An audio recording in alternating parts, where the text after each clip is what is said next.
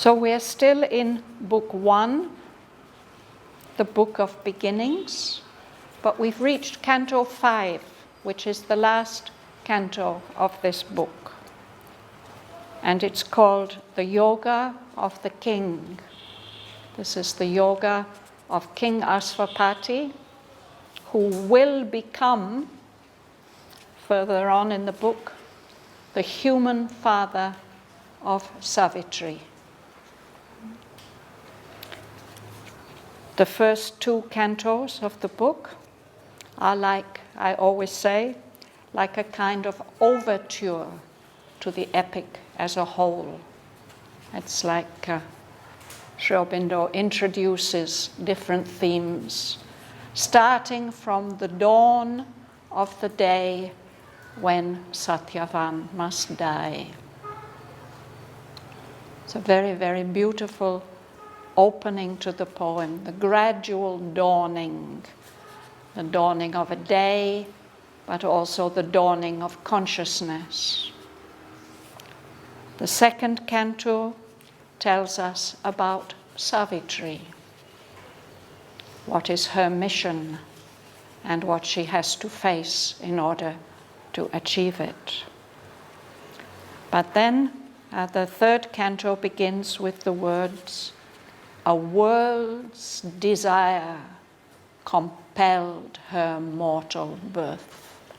Savitri was brought to incarnate on earth because of the need, the terrible need of the earth for a greater power, a greater light, a greater love that could help to hasten the rule of the divine's love upon earth. The one who is the instrument of that world's desire, it is King Ashvapati, and through his aspiration, Savitri takes birth. So the other 3 cantos of Book 1 show us first the first stage of his sadhana, the yoga of the soul's release, the first liberation. And then comes a canto which in a way can stand by itself, separate from all the others in the poem. We can read it as a kind of Sri Aurobindo Upanishad. It's called The Secret Knowledge. It's a summary, different aspects of the secret knowledge which King Ashvapati gains as the result of his soul's release and all the assistance he receives from the goddess of wisdom and truth. And it seems that before we had to stop this course temporarily, we had to pause in it from the beginning of December. Now we're taking it up again, that we had a look at the first section of Canto 5, the yoga of the spirit's freedom and greatness. This canto will tell us what is the use that Ashvapati makes of this freedom that his soul has achieved, that his spirit has achieved. It shows us that based on the knowledge he's received, which has been shared with us in Canto 4, that he sees a great new possibility. And that's where we are going to start reading today, page 76 at the break.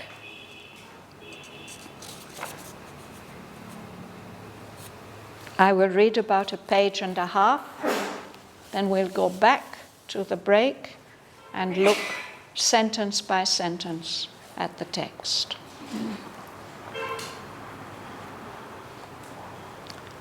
A will, a hope immense now seized his heart.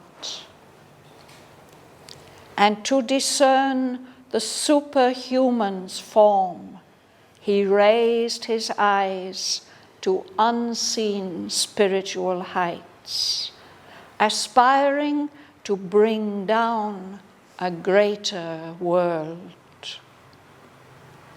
The glory he had glimpsed must be his home.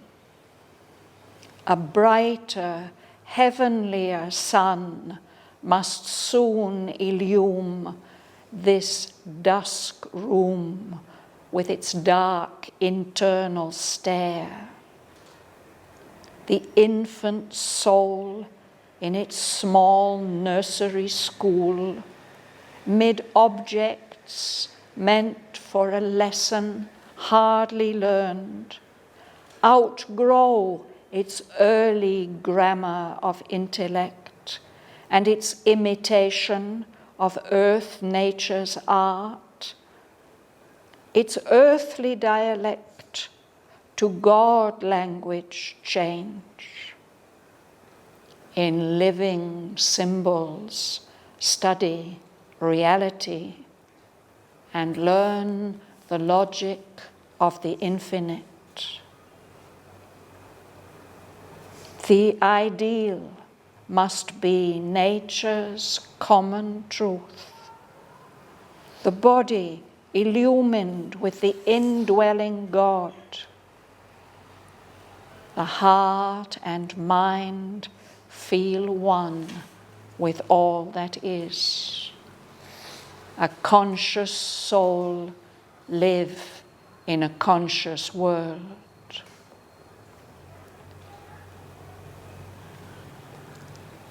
As through a mist, a sovereign peak is seen, the greatness of the eternal Spirit appeared,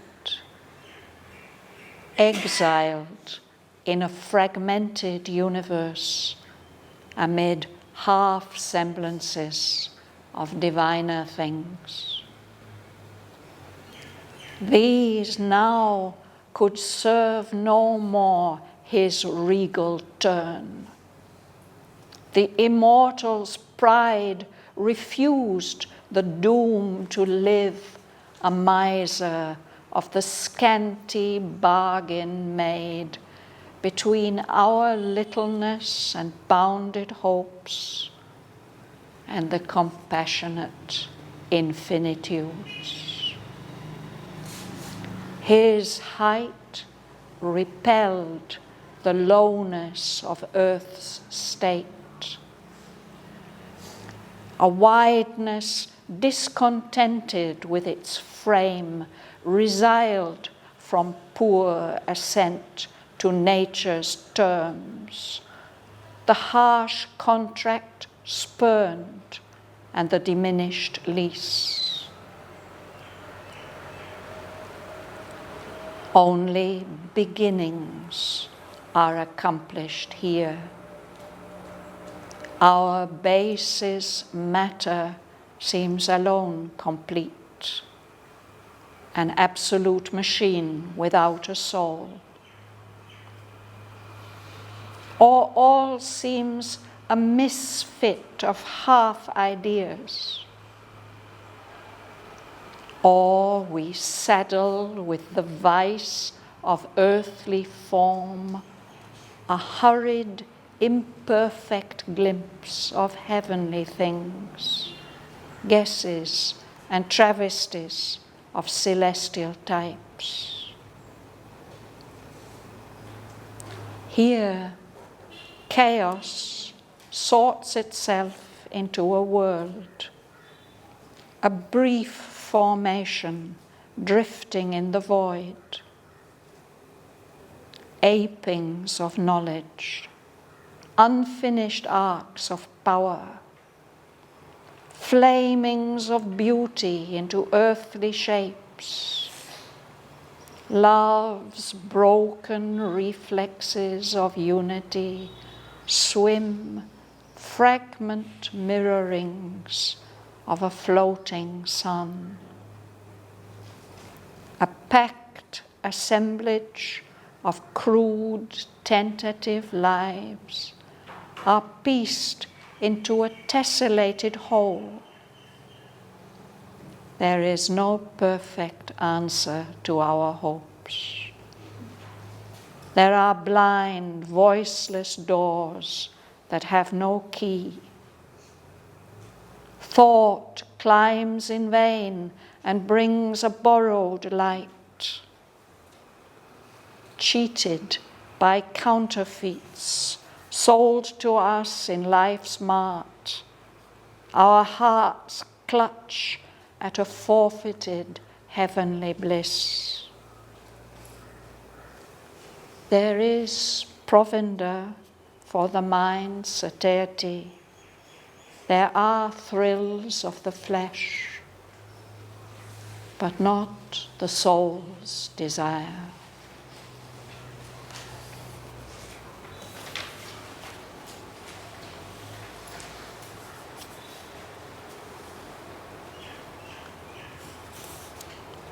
So we'll go back to the break. Would you read, please, Bhavana? Our will, echo, immense, now seized his heart, and to discern the superhuman's form, he raised his eyes to unseen spiritual height, aspiring to bring down a greater world. Yes. So this is the result of the liberation of his soul and the knowledge that has come to him. He sees this possibility, this immense hope seizes his heart, and his will to achieve. He looks up into the heights, looking for a form that is superhuman, the possibility of a divine body. He looks up into these unseen spiritual heights, and he aspires to bring down into our world a greater world, the world of the future. To discern means when you make an effort to see something. Discernment is when you can see the difference between things, no? And the capacity to distinguish to a certain extent between what is true and false, what is genuine. No? But what he's looking for is this possibility that has seized his heart, this hope that it might be possible for us human beings living in this world in the grip of ignorance and death might be able to achieve a higher body, a freer state.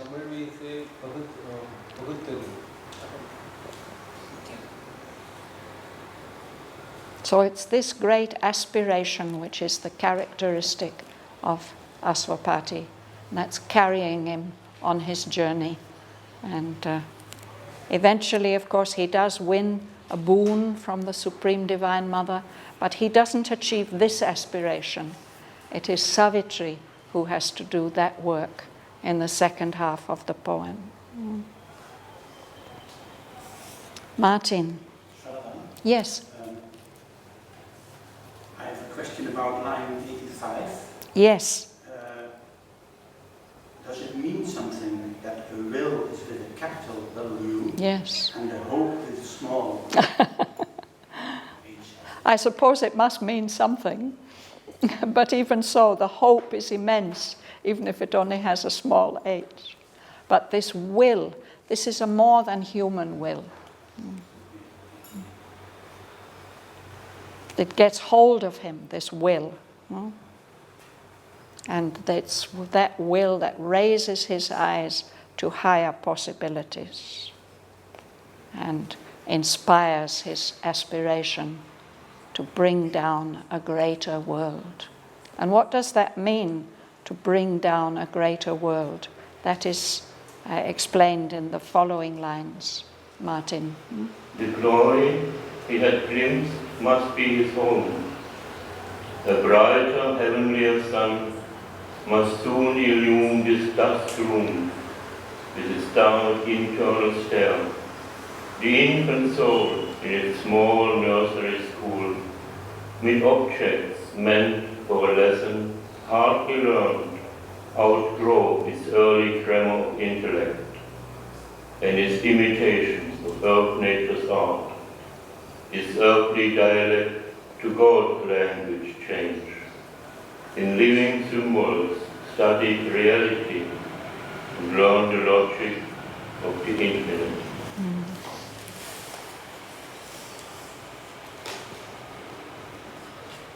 So in the previous cantos, we've been shown King Aswapati getting a glimpse of higher realities, the glory he had glimpsed, that greater world above.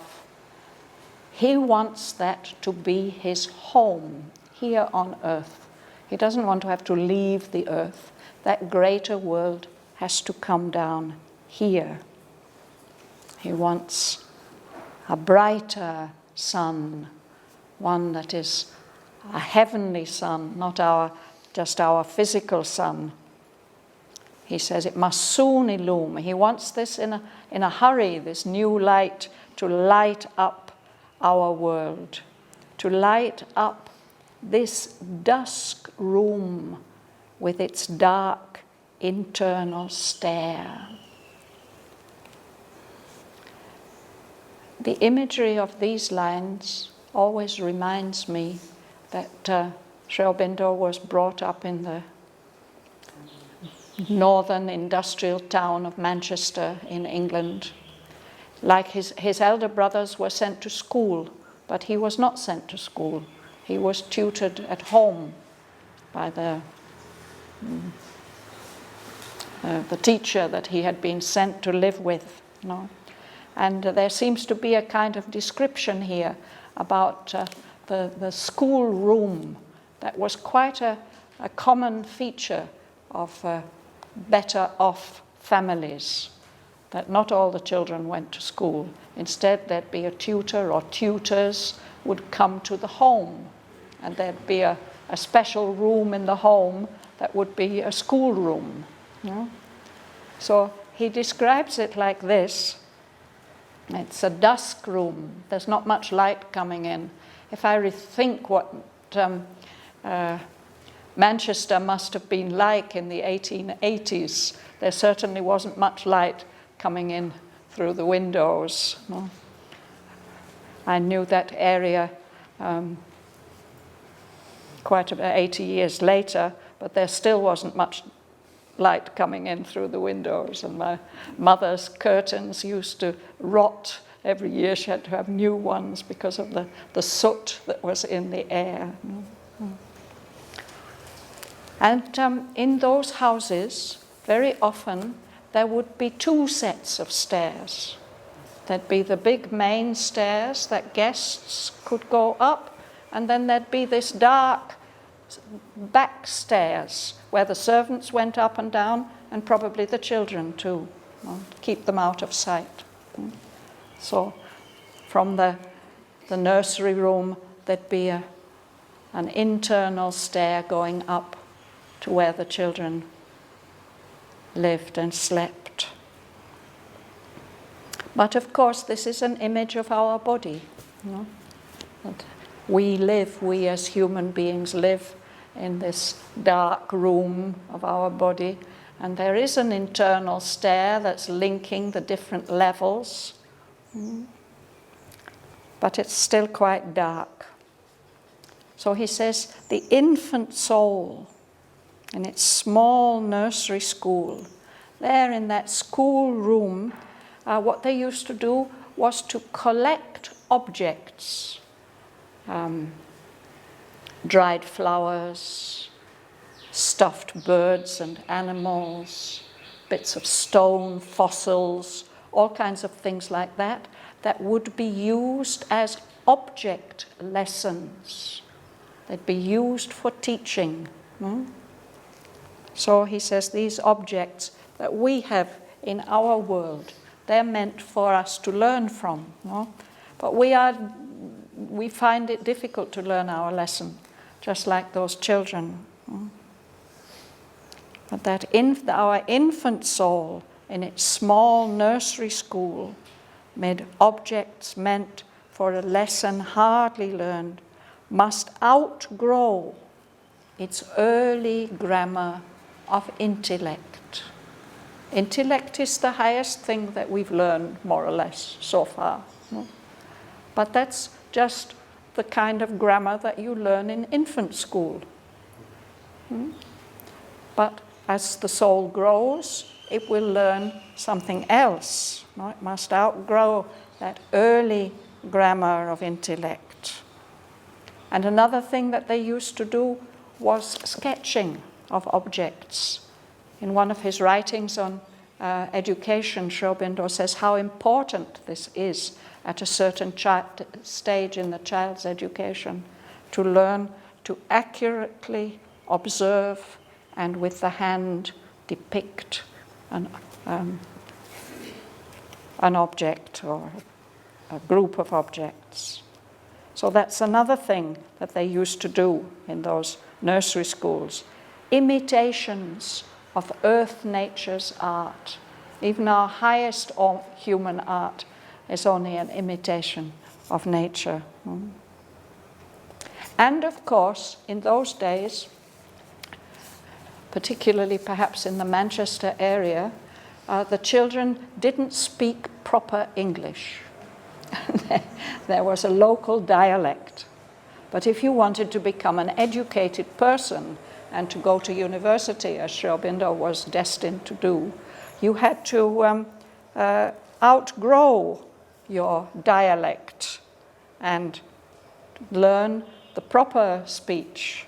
So we have to outlearn our earthly dialect, our simple language, and learn the God language.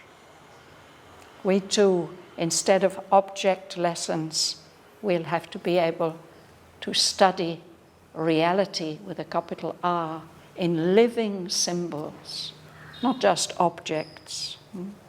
And we will have to learn the logic of the infinite, which is completely different from the logic of the intellect.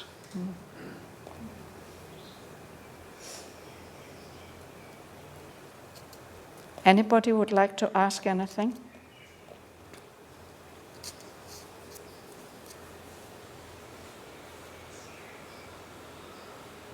So this, he sees that all this, our present human state has to be outgrown. Would you read one? The ideal must be nature's Canto, the body illumined with the indwelling God. The heart and mind feel one with all that is. A conscious soul lives in a conscious world. Thank you. Thank you. Thank you. So that's what he sees. That our nature's common truth, at the moment it's not good enough. It has to become the ideal, the model on which all this is copied. And the human body must become filled with the light of the divinity, the divine soul that's living within it. And the human heart and mind must be able to feel the oneness that unites everything in the universe. He wants a world where conscious souls live in a world that is conscious. Our world seems to be largely unconscious. We think of matter as being unconscious. What a wonderful world it would be if all these objects, of course, flowers seem to be somehow conscious and to radiate consciousness. But with plastic chairs, it's a bit more obscure. But still, that oneness is there, even in the plastic chairs and the plastic bottles. The 3 is 2 lines she left, I think. In living symbols, study reality, learn the logic of the infinite. So these are 2 more stages in the education.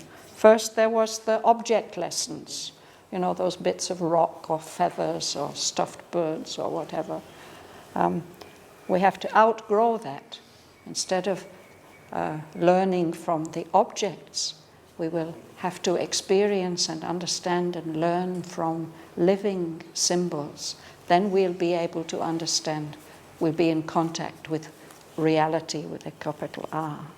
And that early grammar of the intellect, the way that the mind works and reasons, we'll have to outgrow that and learn the logic of the infinite, which is another dimension completely.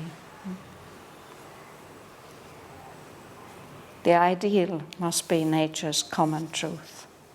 The body must be illumined with the God, with the divine soul that's living within it. The heart and mind must feel one with all that is. A conscious soul live in a conscious world. This is King Asvapati's aspiration. Sivan, you'll read? His throne is a sovereign peak is seen. The greatness of the internal spirit appears itself in a fragment universe, amid of semblances of diviner things. Yes.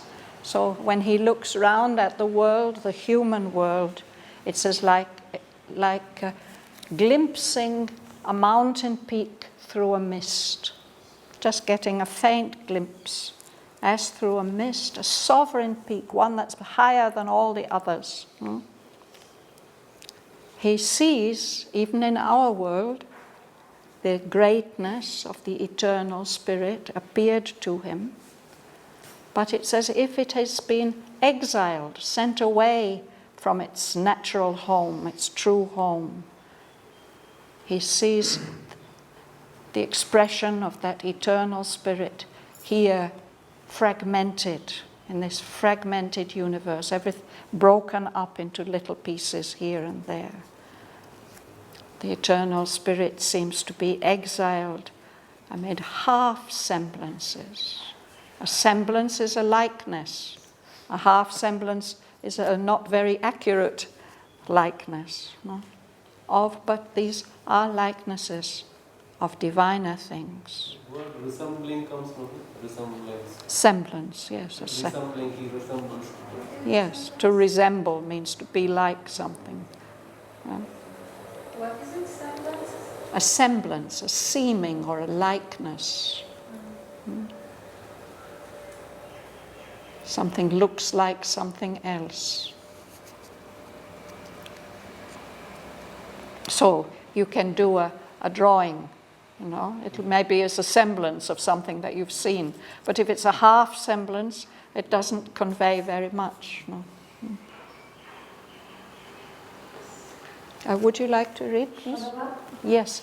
I want to exile in a fragment universe.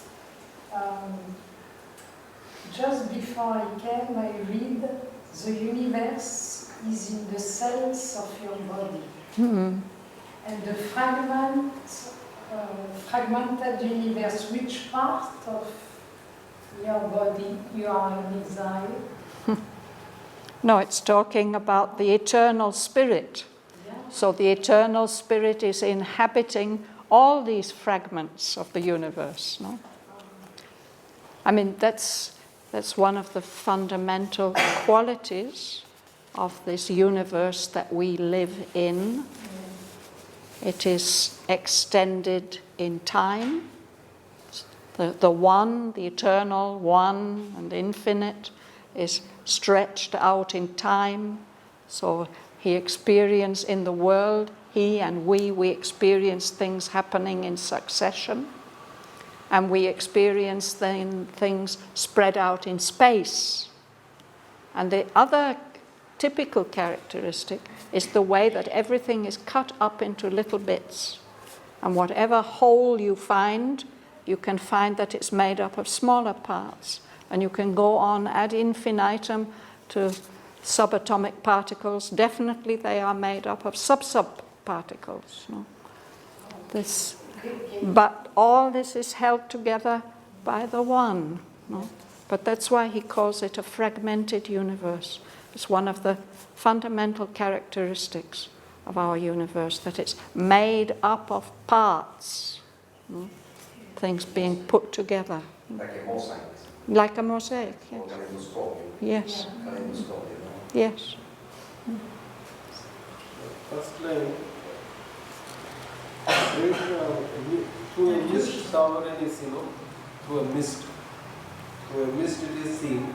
So it is also like half semblances. Through the mist you cannot see clearly. You can't see clearly, yes. Yeah. Even if it is very So all these appearances, half semblances, means that you can't see the full glory of the sovereign peak of the higher world. You'll read next, please. You? Yes? These narratives serve no more his regal turn.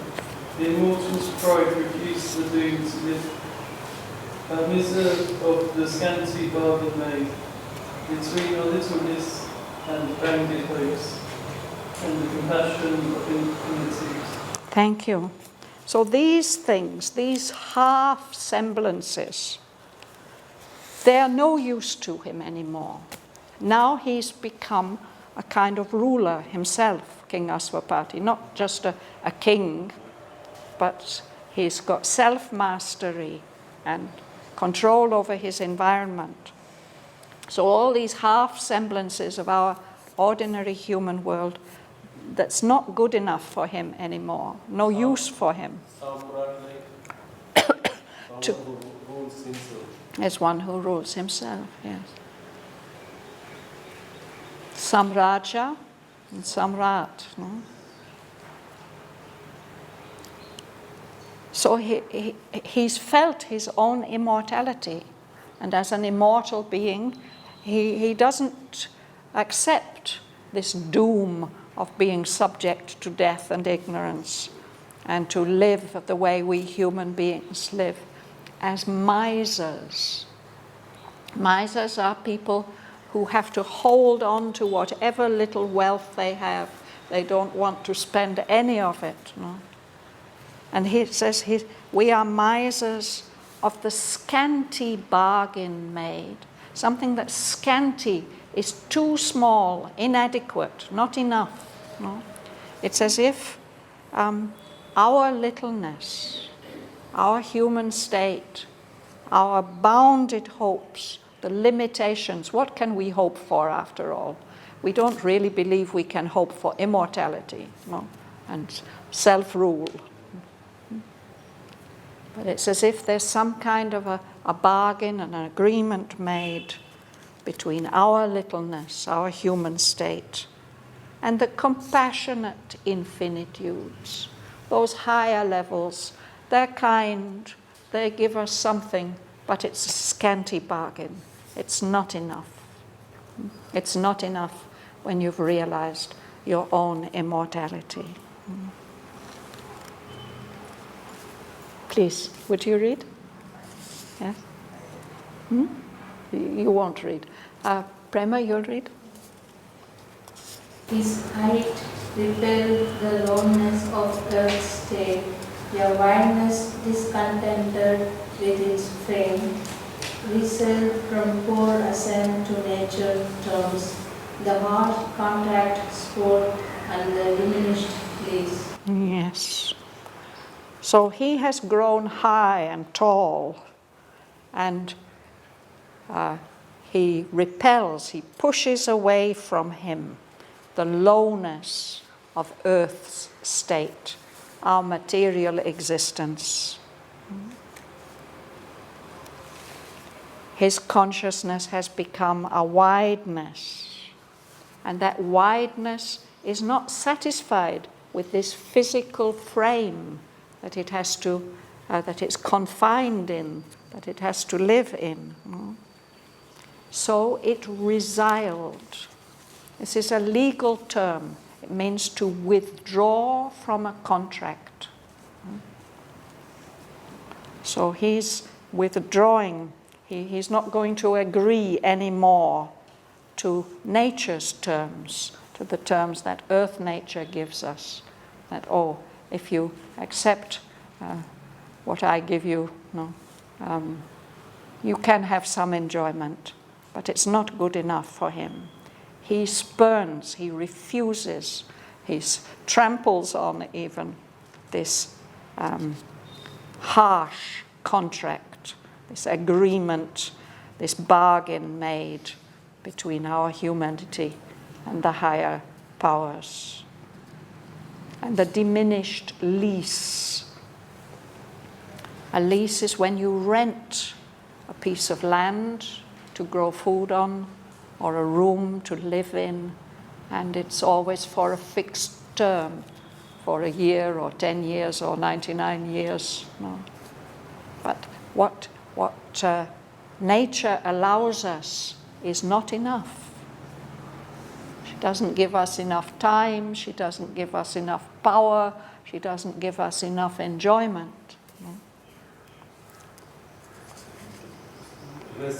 Resilience is similar or different? They must be connected, but I can't tell you what is the connection. I'll look it up.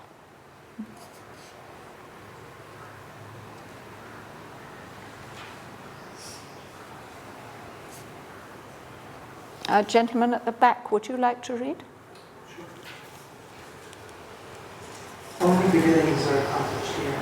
Our basis matter seems a little complete. An absolute machine without a soul. You can continue.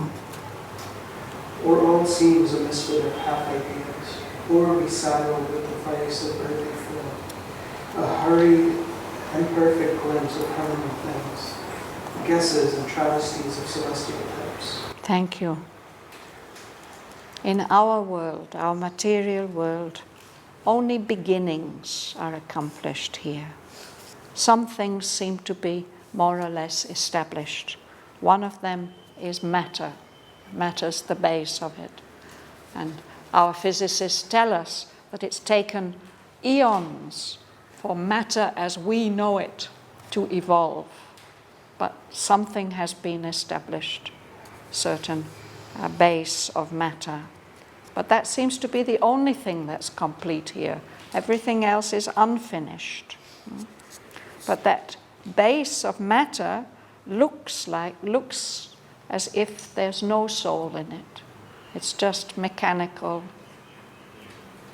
an absolute machine without a soul. And the physicist tells us all the rules that govern this machine, and they can't be changed.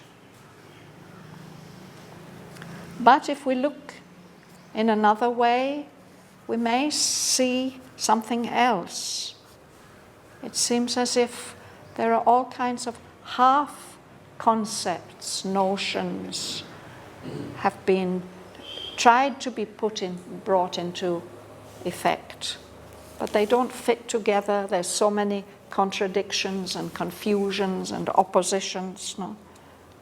All seems a misfit of half ideas. If there was a creator, what was he thinking about? How could he make such a muddle and a mess of it all? That's one way of looking at it. Or another thing that happens, it's very interesting what he says. We get some hurried, imperfect glimpse of heavenly things. We get, perhaps especially creative people, artists and poets and musicians, they get some glimpse of higher realities. But then they feel they have to bring it into material realization. And that's like putting it in a vice. A vice is a kind of tool that carpenters use, or metal workers, to hold two pieces tightly together so they can't move at all. No? So there's that glimpse of beautiful living realities, and whoomph, we try to formulate them and fix them. And, we have that hurried, imperfect glimpse of heavenly things. And guesses, we guess that heavenly things must be like that. But it's as if our guesses are travesties. A travesty is like a caricature. It's something that takes something beautiful and turns it into something ugly, deformed and distorted. A travesty. Travesty.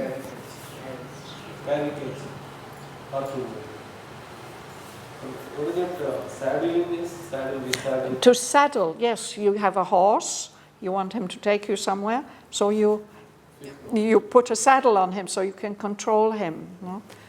It also, we sometimes talk about saddling people with responsibilities. They didn't really want to take on that job, but we forced them to do it. No?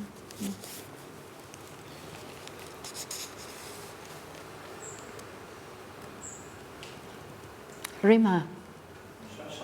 Yes. Does Shriyomindo means here, you think, that it's not possible to combine celestial types with earthly form? It's not possible in our ordinary human consciousness. But that's our tendency. We get a glimpse of some higher truth, and then we formulate it and we turn it into a rule or a regulation or a decree. Or we try to make some material representation of it. Mother wanted a society where we would be free from the sense of personal possession and we wouldn't need money. And the best we can do is the financial service, or the housing service. These are our saddling with the vice of earthly forms, things that belong to a higher world. So we're doing it all. It's necessary in a sense for us to do it in order to learn, but it's not very satisfactory from the output point of view. Please, Rima. Here chaos sorts itself into a world. Every information drifting is a void. Achings of knowledge, unfinished parts of power, flames of beauty that are earthly shapes, love's broken emphasis of unity, swim, running, mirroring over floating sun. So again, whatever order there is in our world, it seems to have emerged from chaos, from confusion, from a state of unpredictability. But it has sorted itself into a world that somehow we live in and manage with. But this world is just a brief formation. It's come into existence, it will go out of existence. And it seems to be just drifting aimlessly in a vast emptiness.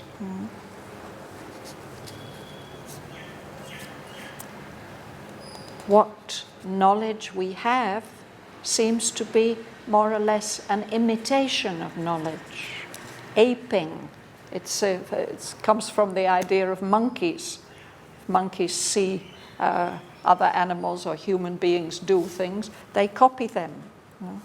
And it looks very funny because they copy in such a clumsy way. So there's a true knowledge, but what we have is just a pretense, an aping of knowledge. And maybe we have a certain amount of capacity, of power, but it's never complete. It's an unfinished arc. An arc is only part of the circumference of a circle.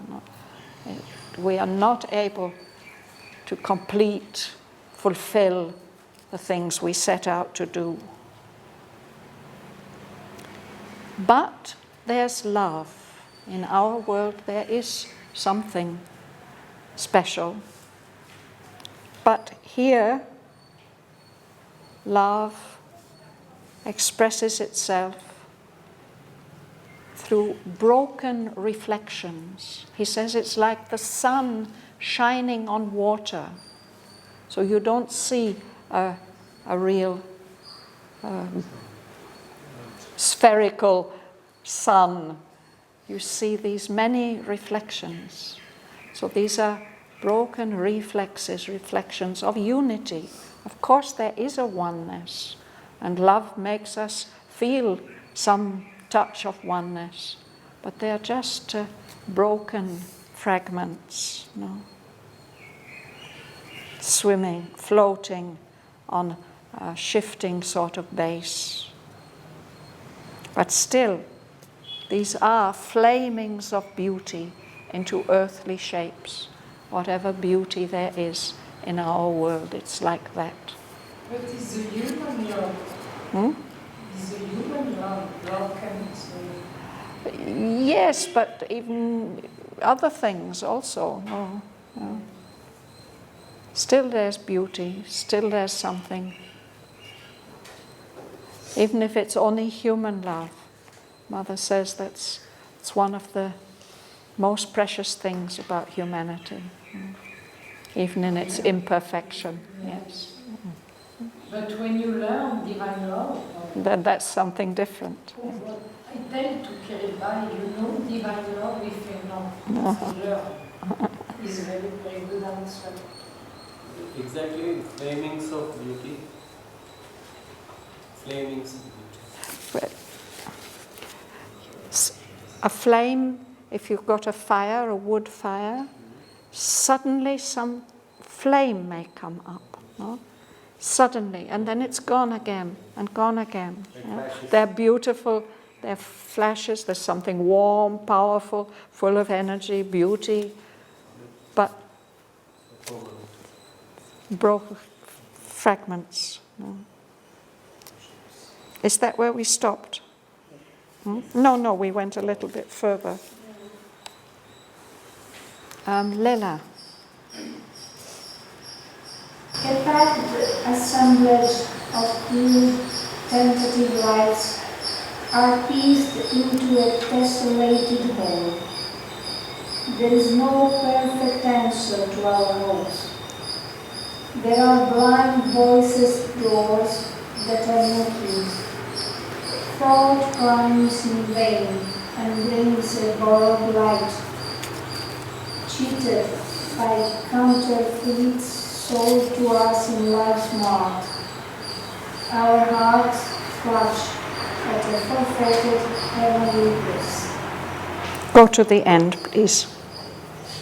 There is provender for the mind's satiety. There are thrills of the flesh, but not the soul's desire. Yes. A packed assemblage of crude, tentative lives. Here we all are. None of us is perfect. Here we are all packed together. We interact and do things. But there's no perfection, no? He says they're pieced into a tessellated whole. You're Italian, perhaps you know what tessera are. Tessera. Yes? It's the little pieces of stone or glass or rock that are used to make a mosaic. Sí. Yeah? Tessellated. So it's like that. We're all these little different pieces. That's what it's called in Italian. Yeah, yeah. Yeah. So little fragments pieced together. There's no perfect answer to our hopes. We are so full of hope. No? And we Constantly in our lives we come across doors. They don't tell us what they're opening onto, and they have no key. We don't know how to open them. Our thought tries to climb up and find some light, but what it gets is not really satisfactory, and it's only a borrowed light. And our poor hearts, all our hearts want is to recover that heavenly bliss which they have lost by becoming human. But instead, we buy these counterfeits, these fakes that are sold to us in the bazaar, in the market, all that cheap, glittery stuff. It's not what we really want. But our hearts go for that, for this delight, for that little satisfaction, because what we're always longing for is that ananda, which our souls have given up when they accepted to incarnate in this world. Here in this world, there is provender. Provender is animal food. So it's not real food, it's not real delicious stuff. It's just something to keep you going, provender. So we can stuff the mind with that stuff, but it's not really satisfactory. There are thrills of the flesh, some kind of physical delights, but not the soul's desire. So again, this is King Aswapati seeing the imperfection and unsatisfactoriness of this world that has to change, and he's going to do his best to change it. We'll read more about it next time. May I ask Yes. one thing, another thing? Yes. Sorry for asking so much. No, thank you for asking questions.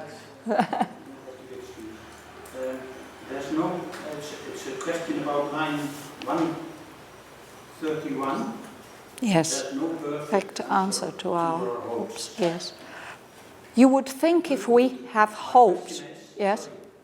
My question is, do you not think Sri Aurobindo is an answer to our hopes? Yes, but it's not perfect yet. He's given us something to aim for. That thing has yet to be realized. Of course, it's a great help. All that he has given us is such a very great help. We must be filled with gratitude at all the blessings. But that's not quite enough. There's this will, this hope, which wants so much more.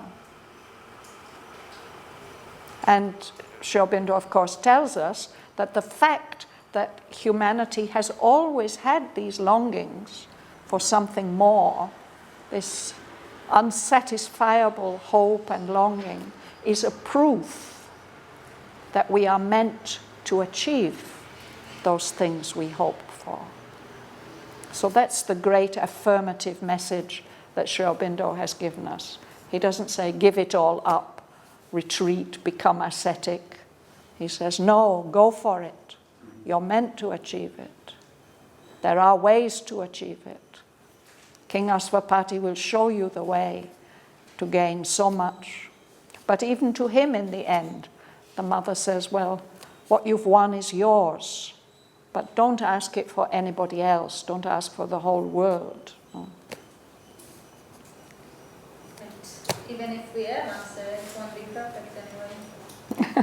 We will always want more. That's what he said, no? There is no perfect answer. Right. So maybe this is Yes. the perfect is our... Sometimes wonderful things happen and we feel some relief. Actually, it happened to me just this morning. I woke up and I thought, wow, all that tension and stress of the last weeks and so on, it's all over. How free I feel, how nice. And then, boom. The next thing comes. What a stressful day I've had today. So that's how it is. That's our human life. But of course, that's how we progress also. That's how we grow. That's the iron. And that's why Mother says we have to be grateful for everything that happens, even the calamities, even the disasters, because all of it is helping us to grow into our true selves.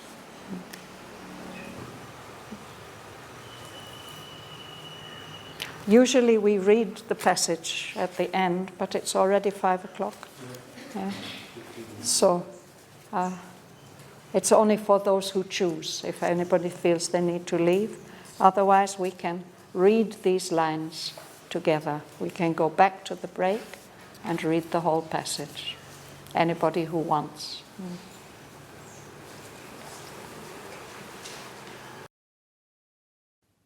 A will, a hope immense now seized his heart, and to discern the superhuman's form, he raised his eyes to unseen spiritual heights, aspiring to bring down a greater world.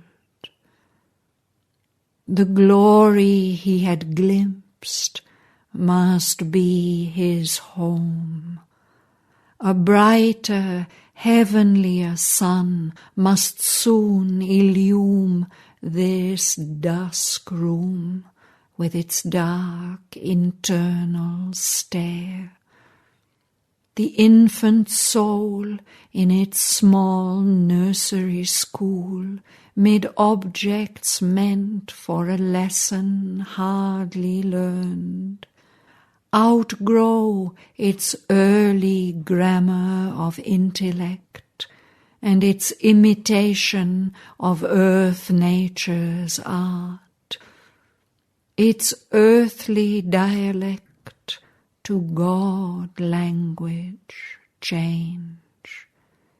In living symbols study reality and learn the logic of the infinite. The ideal must be nature's common truth, the body illumined with the indwelling God. The heart and mind feel one with all that is.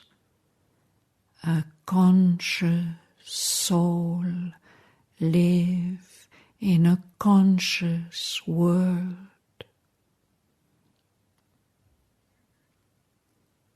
As through a mist a sovereign peak is seen, the greatness of the eternal Spirit appeared, exiled in a fragmented universe amid half-semblances of diviner things.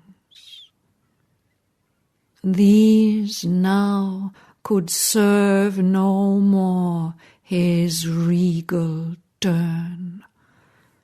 The immortal's pride refused the doom to live a miser of the scanty bargain made between our littleness and bounded hopes and the compassionate infinitudes. His height repelled the lowness of earth's state. A wideness discontented with its frame resiled from poor ascent to nature's terms. The harsh contract spurned and the diminished lease. Only beginnings are accomplished here. our basis matter seems alone complete, an absolute machine without a soul. Or all seems a misfit of half ideas.